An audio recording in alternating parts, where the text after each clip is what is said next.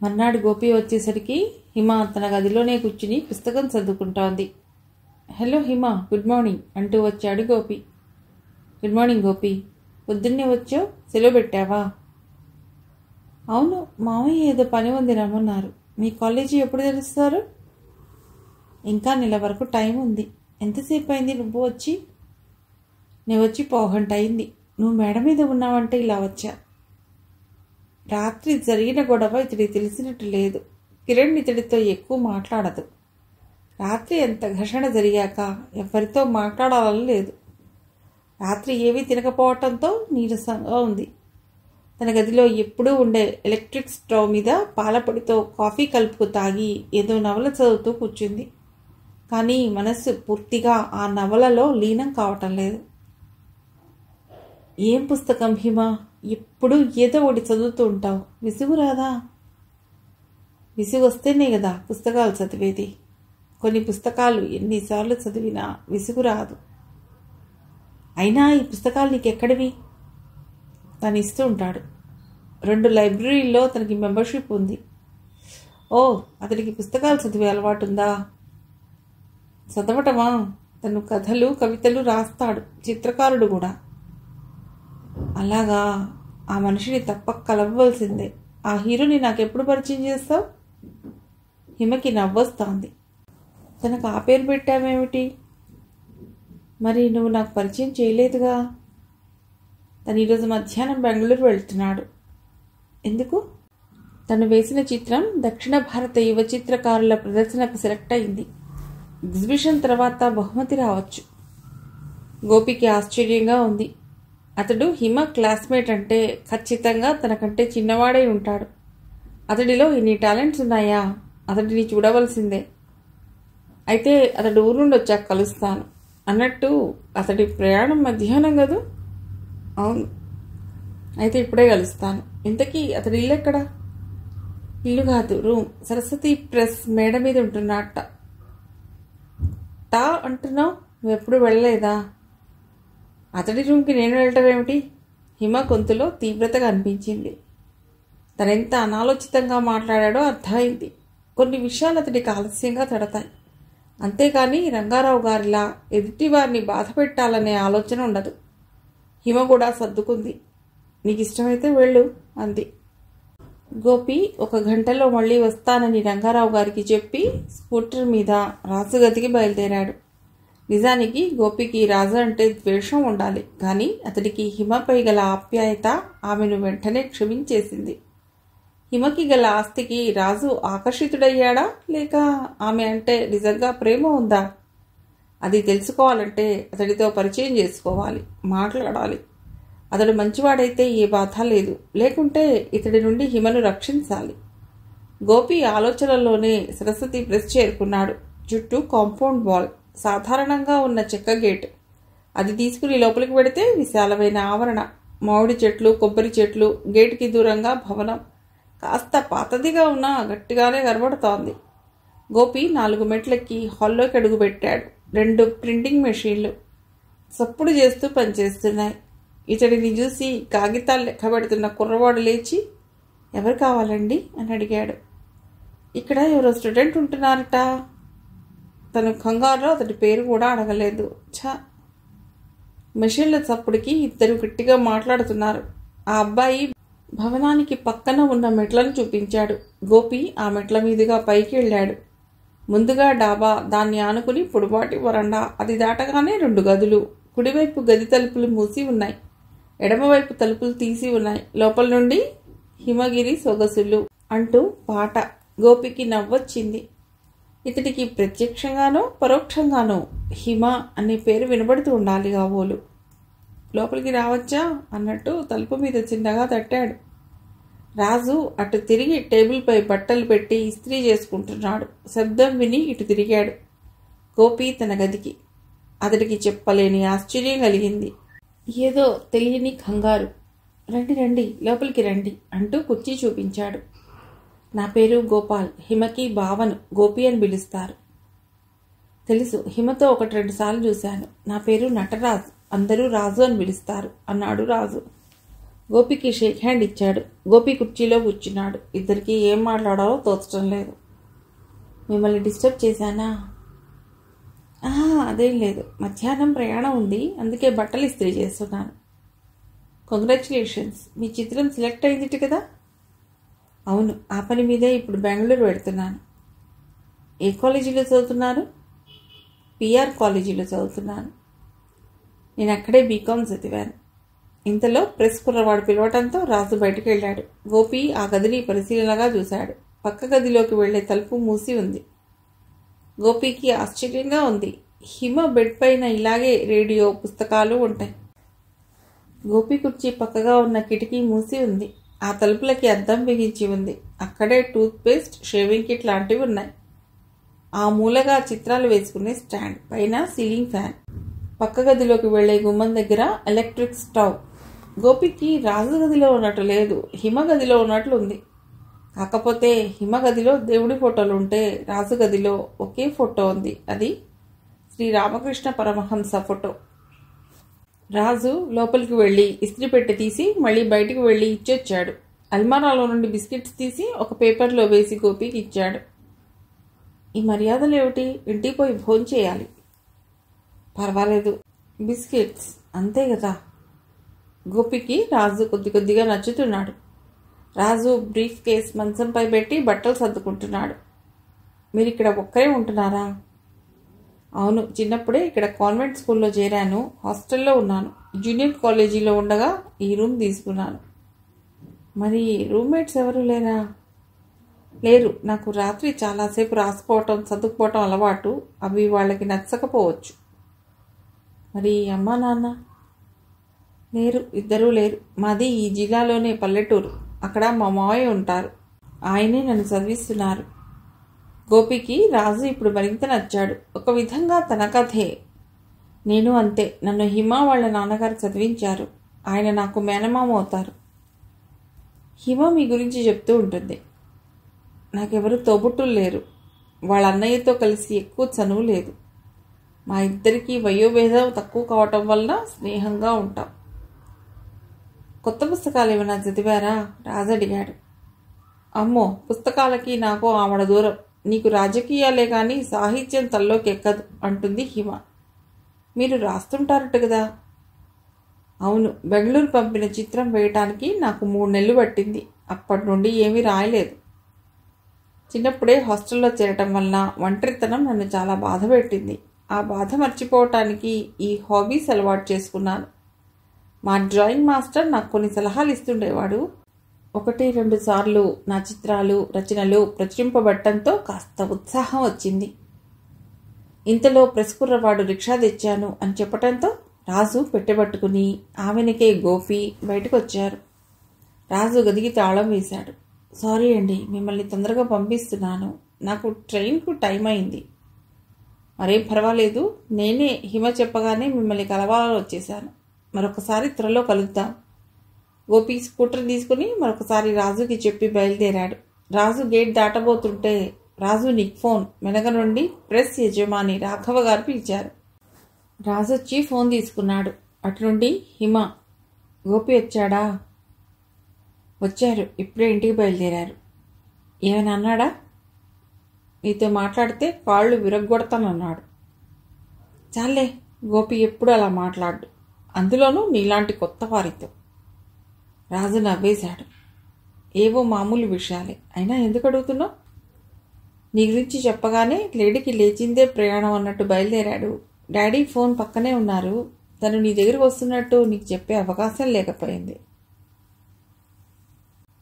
Daddy phone పక్కనే ఉన్నారు. తను నీ దగ్గరకు వస్తున్నట్లు నీకు చెప్పే అవకాశం లేకపోయింది. గోపి అనుకోకుండా వచ్చినంత మాత్రాన నువ్వు నాకు సంజాయిషి ఇవ్వాలా? నిజానికి అతడు అలా రావటం నాకు నచ్చింది. నచ్చిందా? ఎందుకు? ఆశ్చర్యంగా అడిగింది.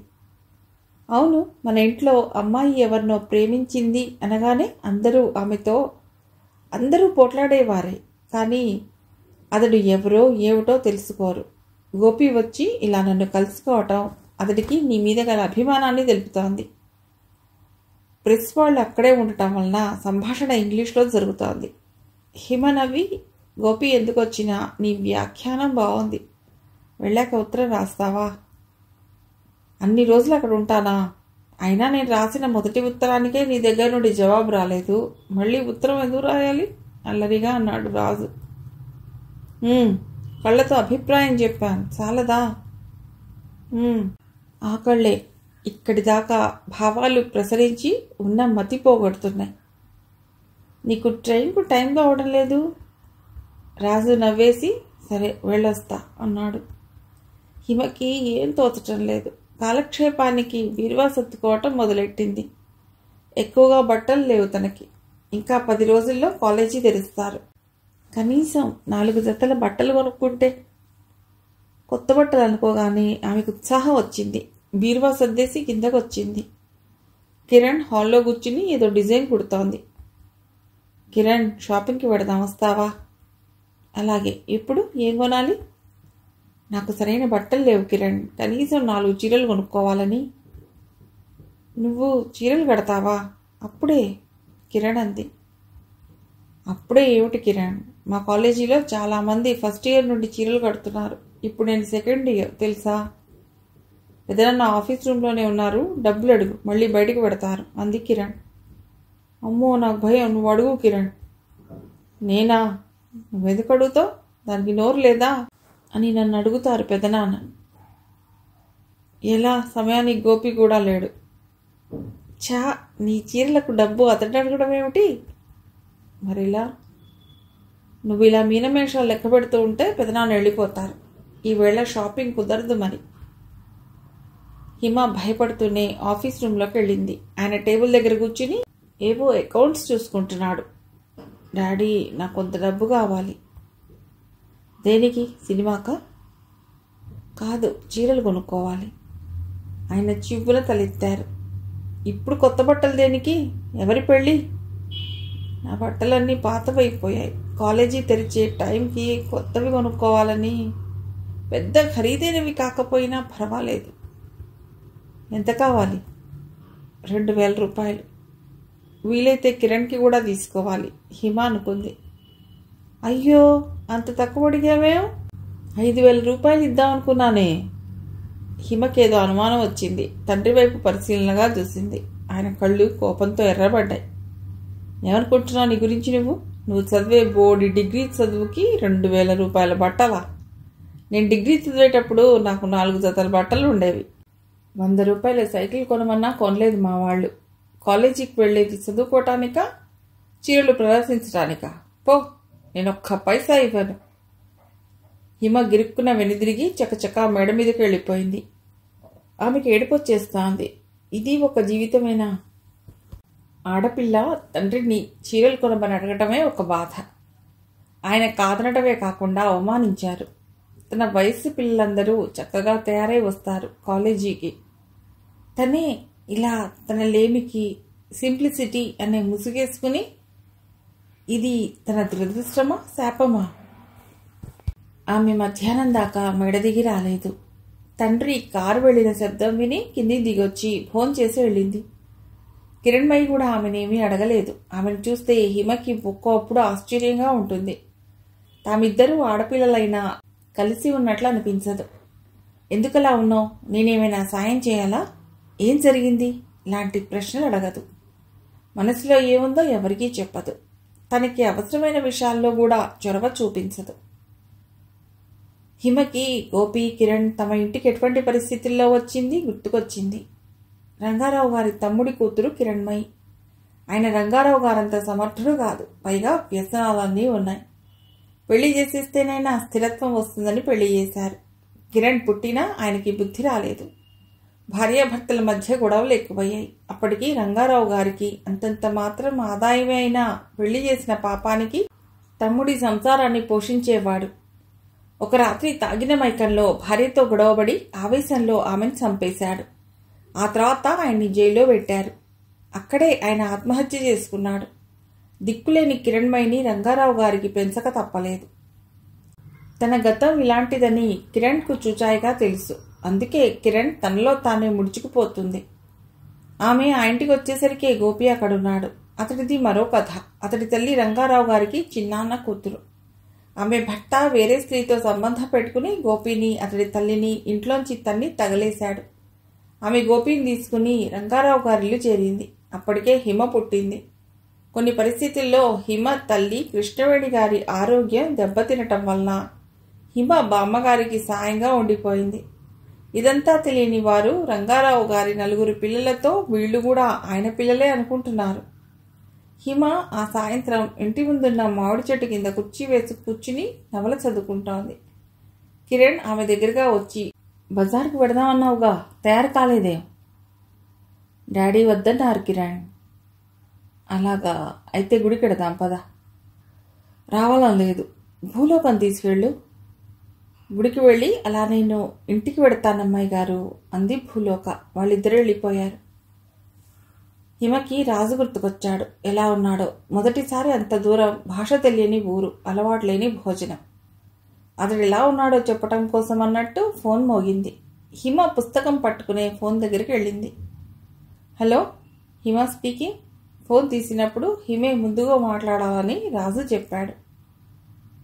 నువ్వేనా హిమ? నేను అన్నాడు రాజు. హిమ మనసులో బాధ, దిగులు ఒక్కసారిగా తగ్గిపోయాయి. ఎలా ఉన్నావు? ఎగ్జిబిషన్ ఎలా జరిగింది? భోజనం బాగుందా? స్టాప్ స్టాప్, అన్ని ప్రశ్నలు ఒకేసారా? నేను బాగానే ఉన్నాను. నా చిత్రానికి సెకండ్ ప్రైజ్ వచ్చింది. అబ్బా, నిజంగా? అభినందనాలు అంది హిమ సంతోషంగా. నిజంగా నిజం. ఆ బహుమతిని చేత్తో పట్టుకునే నీకు ఫోన్ చేస్తున్నాను. నాకే నమ్మకం కలగటం లేదు. ఫోటో తీశారా? అవన్నీ జాగ్రత్తగా తీసుకొస్తున్నాను. ఇంతకీ నువ్వెలా ఉన్నావు? బాగానే ఉన్నాను. ఈ ఊళ్ళో నువ్వు లేవనే భావన దిగులు కలిగిస్తోంది. స్నేహ ఇంటికి వెళ్ళలేకపోయావా? స్నేహ రాజు కాలేదుగా. ఓ, అయితే ఎల్లుండి స్టేషన్కి వస్తున్నావుగా? హిమ మాట్లాడలేదు. రాజుకి అర్థమైంది. నిన్ను ఇబ్బంది పెట్టంలే, ఎల్లుండి సాయంత్రానికల్లా నీ సుముఖంలో ఉంటా. హిమకి కాలేజీలు తెరిచారు. కాలేజీకి వెళ్ళాలని లేదు తనకి. అలానే ఇంట్లో ఉండాలని లేదు. కొత్త చీరలు కొనకుండానే తను కాలేజీకి వెడుతోంది. కారణం అదొక్కటే కాదు, ఆ మబ్బు పట్టిన వాతావరణం. ఇన్నాళ్ళు స్వేచ్ఛగా ఉండి ఇప్పుడు టైంకి లోబడి కాలేజీకి వెళ్ళాలంటే అదోలా ఉంది. అయిష్టంగానే కాలేజీకి బయలుదేరింది. బస్సులో రాజు కనిపించాడు. ఒక్కసారిగా ఆమె దిగులు మాయమైంది. అతడు హిమను చూసి మనస్ఫూర్తిగా నవ్వాడు. చాలు, ఇటువంటి మనిషి తన తోడుగా ఉంటే ఇంకేం కావాలి? ముందుగా అతడి కాలేజీ వస్తుంది. రాజు తను దిగిపోతూ ఒక నోట్బుక్ ఆమె చేతిలో పెట్టి దిగిపోయాడు. ఆ బుక్ తన బుక్స్లో పెట్టుకుంది. ఆమె కాలేజీకి వెళ్లేసరికి రంగురంగుల దుస్తుల్లో ఉన్న అమ్మాయిలు పువ్వుల్లా ఆవరణంతా నిండిపోయారు. సెలవులు ఎలా గడిపింది? అందరూ ఒకేసారి మాట్లాడేసుకుంటున్నారు. స్నేహను చూసి హాయిగా నవ్వింది. ఎలా ఉన్నావు స్నేహ? శ్రీధర్ అన్నయ్య ఎలా ఉన్నాడు? ఉత్తరాలు రాస్తున్నాడా అడిగింది. బాగానే ఉన్నాను, ఇట్రా అంటూ హిమను కాస్త దూరంగా తీసుకెళ్ళింది. అందరి ముందు మా బావ ఉత్తరాలు రాస్తున్నాడా అని అడుగుతావా? బుద్ధుందా అంది తీవ్రంగా. హిమ తెల్లబోయింది. అందులో తప్పే ఉంది స్నేహ, అతడు మీ బావేగా. అయితే అందరి ముందు చెప్పుకోవాలా?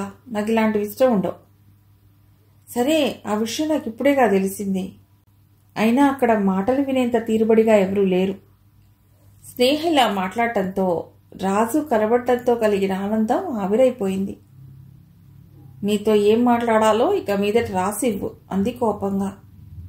ఈ ఎదురుదాటికి స్నేహ కాస్త బెదిరింది. అక్కడి నుంచి వెళ్ళిపోయింది. హిమ గట్టిగా నిట్టూర్పు విడిచింది. అందరూ క్లాస్లోకి వెడుతుంటే హిమ కూడా వెళ్ళింది. తన పరధ్యానంలో బెల్ అయింది కూడా వినిపించలేదు. హిమ క్లాస్ ఫస్ట్ వచ్చిందని లెక్చరర్ తెలియజేశారు.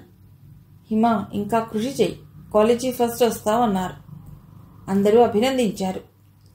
స్నేహ కూడా అభినందించింది. కాలేజీ అయిపోయింది. రాజు, హిమ గుడిలో కలుసుకున్నారు. ఎలా ఉంది కాలేజీ? మీ వాళ్ళందరూ వచ్చారా? వచ్చారు, నా క్లాస్ ఫస్ట్ వచ్చింది. అలాగా, కంగ్రాట్స్. ఈ సందర్భాన్ని సెలబ్రేట్ చేసుకోవాలి. ఇప్పుడా? వద్దు. ఏదైనా శుభవార్త వినగానే సెలబ్రేట్ చేసుకోవాలి. అయినా ఏం జరిగింది? పొద్దున కూడా నువ్వు అదోలా ఉన్నావు. హిమ వంచిన తల ఎత్తలేదు. ఒకే ఇంట్లో ఉండే కిరణ్ గ్రహించని సంగతి స్నేహితురాలు స్నేహ పసిగట్టలేని విషయం అతడు గ్రహించాడు. కానీ కలుసుకున్న కాసేపు అతడికి తన కష్టాలు చెప్పాలని లేదు. ఈ టైం అలవాటయ్యే వరకు అదోలా ఉంటుంది, ఏదో కాస్త తలనొప్పి. అందుకే కాస్త కాఫీ తాగుతూ కాని పద. ఇద్దరు హోటల్లో కూర్చున్నారు. ఏదైనా టిఫిన్ స్వీట్ తింటావా? ఆహా వద్దు, కాఫీ చాలు. నీకు వానాకాలం అంటే అంత విసిగేమిటి? చిన్నప్పుడు కూడా వాన పడితే స్కూల్కి రానని దానివి. ఆ మట్టి వాసన, చల్లగాలి, నల్లబబ్బు అన్నీ ఇష్టం. కానీ వాన పడితే ఏమిటో దిగులుగా అనిపిస్తుంది. ఇంతకీ మీ కాలేజ్ ఎలా ఉంది? నీకు బెంగళూరులో బహుమతి వచ్చిన విషయం చెప్పావా? లేదు. అంత మంచి విషయం చెప్పలేదా? నా గురించి నేను చెప్పుకోవటం బాగుండదని, డబ్బా కొట్టుకున్నట్టుంటుందని. బెంగళూరులో జరిగిన విషయం నువ్వు చెప్పకపోతే ఎలా తెలుస్తుంది? ఎవరికైనా నువ్వేమీ లేని విషయం చెప్పటం లేదుగా. ఆ బహుమతి నీకు ఒక గుర్తింపు. నేను ఇంత ఆలోచించలేదు, వీలు చూసుకుని చెప్తా. నేను ఇంకా మెయిన్ రోడ్లోనే కొంచెంసేపు ఉంటా. నీకు కూడా బుక్స్ తీసుకుంటాను. అంతవరకు తన చికాకుని తాత్కాలికంగా మర్చిపోయింది. ఆమెకు మళ్ళీ తన బాధలు గుర్తుకొచ్చాయి. మళ్ళీ తండ్రిని కాలేజీ ఫీజు అని, బుక్స్ అని డబ్బు అడగాలి. నా దగ్గర ఇప్పుడు డబ్బు లేదు. డబ్బు దేనికి? నేను కొంటాను, ఇద్దరం షేర్ చేసుకుందాం. అమ్మయ్యా, ఒక సమస్య తీరిపోయింది. సరే, నేను బయలుదేరుతాను. పద, నేను బస్ ఎక్కిస్తాను. బిల్ చెల్లించి ఇద్దరు బస్ స్టాప్ వైపు నడిచారు. అమ్మాయి గారు, కొంచెం ఎలక్కాయలు ఒలుస్తారా? అంది నరసమ్మ గారు. హిమ పరీక్ష పాస్ అయిందని తెలిసి పాయసం చేస్తోంది ఆవిడ. ఇలాంటి సంఘటనలు తమాషాగా ఉంటాయి హిమకి. నరసమ్మ గారికి ఇలాంటివి సెలబ్రేట్ చేయడం సరదా. హిమ తల్లి కృష్ణవేణమ్మ గారికి ఇలాంటివి తెలియవు. ఆవిడ పట్టించుకోదు. హిమ పుట్టినప్పుడు ఆవిడకి చాలా జబ్బు చేసింది. అందువలన ఉత్సాహంగా ఉండటం, మాట్లాడటం ఏవీ ఉండవు. సాధారణంగా ఆ గది దాటి బయటకి రావటం అరుదు. ఇంటి విషయాలన్నీ కిరణ్ చూసుకుంటుంది. వంటకి నరసమ్మ గారు ఉండనే ఉంది. శ్రీను ఉంటే ఇలాంటి పనులు చేసేవాడు కదండి, అంది హిమ యాలక్కాయలు ఒలుస్తూ. అవునమ్మా, అనవసరంగా ఆ వేళ నాన్నగారికి కోపం తెప్పించాడు. వాడి ఖర్చులన్నీ మనం భరిస్తున్నాం కదండి, వాడికి 100 రూపాయలు ఎందుకు చెప్పండి? నిజంగా వాడు ఆ డబ్బు తీయలేదమ్మా. అది మీకెలా తెలుసు? చాకలికి బట్టలేసినప్పుడు నాన్నగారు తన గదిలోకి బయటికి తిరుగుతూనే ఉన్నారు. అలాంటప్పుడు వాడు భయం లేకుండా డబ్బు తీయగలడా? మరి డాడీ ఎందుకలా వాడన్నారు? ఆ రోజు మధ్యాహ్నం వాడు భూలోకతో నవ్వుతూ మాట్లాడటం మేడ మీద నుండి నాన్నగారు చూశారు. అప్పుడే అనుకున్నా ఏదో గొడవ జరుగుతుందని. భూలోక ఇంట్లో పనిపిల్ల, శ్రీను కంటే కాస్త పెద్దది. వాళ్ళిద్దరూ సరదాగా ఉంటే తప్పేమిటి? అదే అడిగింది నరసమ్మ గారిని. వాడు భూలోకతో మాట్లాడటం ఇష్టం లేకపోతే ఆ మాట వాడిని అడగొచ్చు కదండి. అలా అడిగితే ఏం బాగుంటుందమ్మా? ఆడపిల్ల విషయం బయటికి రాదు. అందుకే నాన్నగారు అలా చేశారు. హిమకి బాధగా ఉంది, ఆశ్చర్యంగానూ ఉంది. పనిపిల్ల విషయంలో కఠినంగా ఉన్న తండ్రి తన విషయంలో ఎలా ఉంటారు? ఆయనకి కొంచెం కూడా తన మీద ప్రేమ లేదని తెలుసు, బాధ్యత కూడా లేదని ఈ మధ్య అర్థం అవుతోంది. కానీ రాజుతో కలిసి వేసే ఈ అడుగులు ఎవరి కోసమో వదులుకోలేదు. అతడి కళ్లల్లో తన మీద కనిపించే అనురాగాన్ని వదులుకోలేదు. కానీ తండ్రి అహంభావం తెలుసు. వ్యాపారంలోనే కాదు, ఇంట్లో కూడా ఎవరూ ఆయనకు ఎదురు చెప్పకూడదు. హిమ మనస్సు ఆవేదన చెందసాగింది. గోపి బ్యాంకు నుండి వచ్చేసరికి ఏవీ తోచడం లేదనిపించింది. హిమ ఇంటికి కూడా వెళ్ళాలనిపించలేదు. పోనీ రాజు రూమ్కి వెడితే? ఆ రోజు తర్వాత అతడిని కలవలేదు. గోపి రాజు రూమ్కి బయలుదేరాడు. అతడు డిగ్రీ వరకు హిమ ఇంట్లోనే ఉన్నాడు. చదువు పూర్తి కాగానే బ్యాంకులో జాబ్ వచ్చింది. అందుకు అతడి కృషి కొంతైతే రంగారావు గారి రికమెండేషన్ కొంత పనిచేశాయి. గోపి బ్యాంకు దగ్గరగా రూమ్ తీసుకుని ఉంటున్నాడు. కానీ నెలలో సగం రోజులు హిమ ఇంట్లోనే మకా. మొదట హిమతో సహా అందరూ అతడిని వేరే రూమ్ తీసుకోవద్దని చెప్పారు. కానీ అతడు వినలేదు. తను ఆధారపడినన్నాళ్లు పడ్డాడు, ఇప్పుడైనా వేరే ఉండటం మంచిది. గోపి వెళ్లేసరికి రాజు డాబా మీద ఈజీ చైర్లో కూర్చుని ఎదురుగా మోడాపై కాళ్ళు పెట్టుకుని ఏదో చదువుతున్నాడు. పక్కనే ఇంకో మోడా మీద ట్రాన్సిస్టర్లో ఏదో పాట చిన్నగా వినిపిస్తోంది. గోపిలో మళ్ళీ అదే భావన. తను హిమ ఇంట్లో ఉన్నాడా లేక రాజు గదిలోనా? వీళ్ళ అలవాట్లలో ఎంత సారూప్యత! రాజు గోపిని చూసి రండి రండి కూర్చోండి అంటూ తను లేచి గోపికి కుర్చీ ఇచ్చాడు. గోపి ఈజీ చైర్లో రిలాక్స్ అవుతూ డిస్టర్బ్ చేశానా అన్నాడు. అదేం లేదు, ఈవేళ మంగళవారం కదూ, లైబ్రరీ సెలవు, చేసే పని లేక చదివిన పుస్తకాలే చదువుతున్నాను. ఏమిటి పుస్తకం? దేవదాస్. అబ్బా, ఇంత సీరియస్ బుక్స్ ఎలా చదువుతారు? రాజు నవ్వి, ఇలాంటి పుస్తకాలు మాలాంటి కొత్త వాళ్ళకి మార్గదర్శకాలు. హిమ కూడా అంతే, చదివిన పుస్తకాలే చదువుతూ ఉంటుంది. ఏవైనా అంటే నీకేం తెలుసు వాటి గొప్పతనం అంటుంది. మీ ఇంట్లో వాల్మీకి రామాయణం ఉందని చెప్పింది. ఒక్కసారి చదివి ఇస్తానని చెప్పాను, తేవడం మర్చిపోతోంది. అది నేను ఒకసారి చదవచ్చుగా, అభ్యంతరం లేదుగా. ఆ పురాణాల పుస్తకాలన్నీ మా అమ్మమ్మవి, అంటే హిమ నాయనమ్మవి. వాటికి ప్రస్తుతం హిమే ఇన్ఛార్జ్. మీకు ఇవ్వమని గుర్తు చేస్తాలండి. రండి లోపలికి వెడదాం, ఇక్కడ దోమలు కుడుతున్నాయి. మీ రూమ్ ఎప్పుడు చూసినా నీట్గా ఉంటుంది రాజు. మా కిరణ్, హిమ ఎప్పుడైనా సరదాగా నా రూమ్కి వస్తానంటే వద్దంటాను. ఆ రూమ్ చూసి వాళ్ళకి భయంతో జ్వరం వస్తుందని. రాజు నవ్వేశాడు. అయితే మీరు హిమ వాళ్ళింట్లో ఉండరా? ఉద్యోగం వచ్చే వరకు వాళ్ళింట్లోనే ఉండేవాణ్ణి. ఎందుకైనా మంచిదని రూమ్ తీసుకున్నాను. హిమ వాళ్ళ ఇల్లు బయటికి చాలా పెద్దగా కనిపిస్తుంది. ఇల్లు ఎలా ఉంటుంది? ఇంద్రభవనంలా ఉంటుంది. ఒకసారి వచ్చి చూడవచ్చుగా. ఎప్పుడో ఒకసారి వస్తాను, ఆ రోజు కూడా వస్తుంది. రాజుకి ఒక ఆలోచన. ఇంకొక 2 ఏళ్లు గడిచాకైనా తమ విషయం రంగారావు గారికి చెప్పవలసి ఉంటుంది. అప్పుడు ఆ ఇంటికి వెళ్ళాలి. భవిష్యత్తులో అలాంటి ఇంట్లోకి హిమను ఆహ్వానించాలి. ఈలోగా ఆ ఇంటికి అల్లుడయ్యే అర్హత సంపాదించాలి. ఏమిటి మాట్లాడటం లేదు? కొత్తగా బొమ్మలే వేయలేదా? ఈ మధ్య మళ్ళీ రచనలోకి వెళ్ళాను. దసరాకు 2-3 పత్రికలైన నవలల పోటీ ప్రకటిస్తాయి. దాని గురించి ప్రయత్నిస్తున్నాను. ఎలా వస్తాయి ఈ ఆలోచనలన్నీ? నేను ఎక్కువ పుస్తకాలు చదవను, సినిమాలు చూస్తుంటాను. ఇంత వెరైటీగా ఎలా ఆలోచిస్తారు అనిపిస్తుంటుంది. కొన్ని పాటలు ఎన్నిసార్లు విన్నా విసుగురావు. మానవ జీవితాన్ని మించిన మహాకావ్యం, మనిషి మనస్సుని మించిన ఆలోచనల భాండాగారం ఎక్కడుంటుంది? నిజానికి మనం మన ఆలోచనలను, పరిశీలనా శక్తిని పూర్తిగా ఉపయోగించుకోవటం లేదు. అదే చేస్తే అద్భుతాలు సృష్టించవచ్చు. ఎక్కడో చదివా, మన మెదడుని 8% మాత్రమే ఉపయోగించుకుంటున్నాముట. రాజు మిల్క్ పౌడర్తో కాఫీ కలిపాడు.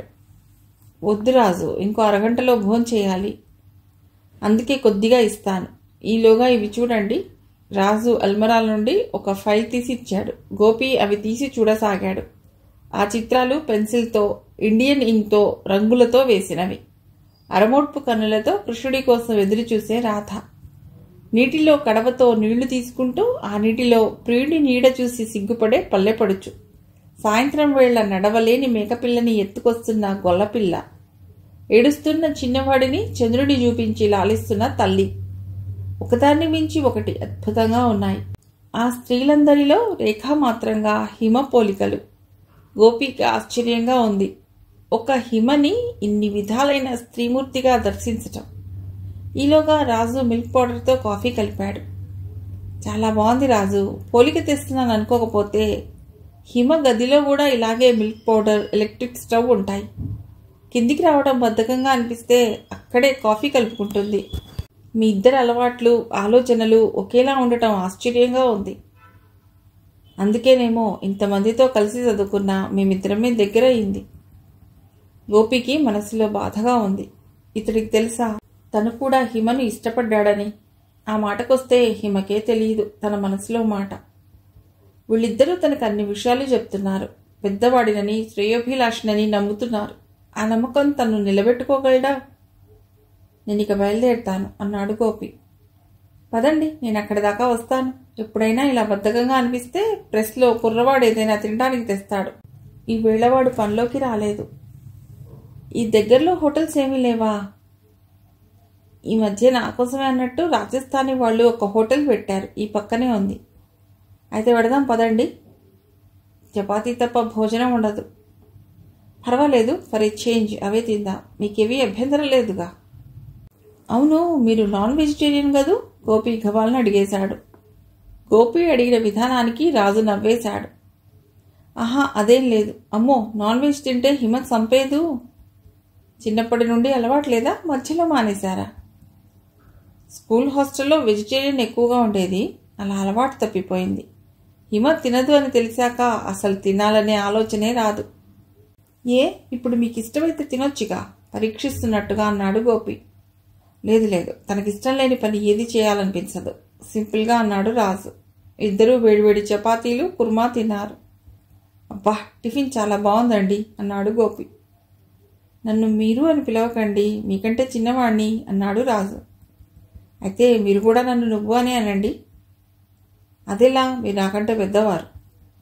కావచ్చు, ఏకవచనంతో పిలుచుకుంటేనే హాయి. పైగా హిమని నువ్వు అని పిలిచి మిమ్మల్ని మీరు అని పిలిస్తే బాగోదేమో, అందుకే అందరం హాయిగా నువ్వు అని పిలుచుకుందాం. గోపి వద్దంటున్నా వినకుండా రాజే బిల్లు చెల్లించాడు. ఇద్దరూ గుడ్ నైట్ చెప్పుకుని విడిపోయారు. స్కూటర్పై తన రూమ్కి వస్తున్న గోపికి ఒక్కటే ఆలోచనలు. హిమని ఇష్టపడ్డాను అని 10 సార్లు అనుకోవటమే కానీ ఆమె అభిరుచులు ఏనాడైనా తెలుసుకున్నాడా? కనీసం తెలుసుకోవాలన్న ఆలోచన కూడా తనకు రాలేదు. మేనమామతో, కిరణ్తో మాట్లాడినట్టే హిమతో మాట్లాడతాడు. అందులో ఏ ఎమోషన్స్ ఉండవు. రాజు అలా కాదు. హిమ గురించి మాట వస్తే ఆ కళ్ళల్లో ఏదో వెలుగు, సంతోషం. అతడికి పెద్దవాళ్ల పట్ల మర్యాద ఉన్నట్లుంది. పద్ధతి గలవాళ్లాగానే కనబడుతున్నాడు. మిగిలిన కథ తర్వాతి భాగంలో.